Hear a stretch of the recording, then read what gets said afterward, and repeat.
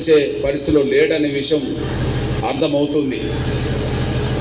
అదే సమయంలో మనకై మనం పోరాటం చేయకపోతే మన పెన్షన్ పెంచమని అడిగే ఉద్దేశం ఈ రాష్ట్రంలో ఉండబడే ఏ పార్టీ కూడా లేదనే విషయం కూడా రుజువు అవుతుంది.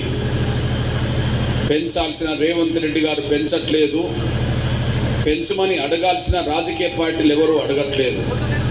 ఇట్లాంటి పరిస్థితిలో మన పెన్షన్ పెరగాలని మనకు నిజంగా ఉంటే, మన పెన్షన్ పెంచుకోవాలి, అది సాధించుకోవాలని మనకు ఉంటే ఖచ్చితంగా రేపు హైదరాబాద్లో జరగబోయే సభకు మాత్రం ఇప్పుడు మీరు ఎట్లయితే వచ్చారో అదే విధంగా రేపు హైదరాబాద్లో సెప్టెంబర్లో జరగబోయే బహిరంగ సభ కూడా మీరు రావాలని ఒక పేద వర్గాల బిడ్డగా మీకు విజ్ఞప్తి చేస్తున్నాను. నేను ఇక్కడ మీ అన్నగా ఒకటి రెండు విషయాలు చెప్పి మళ్ళీ తొందరగా వెళ్ళడానికి ప్రయత్నం చేస్తాను.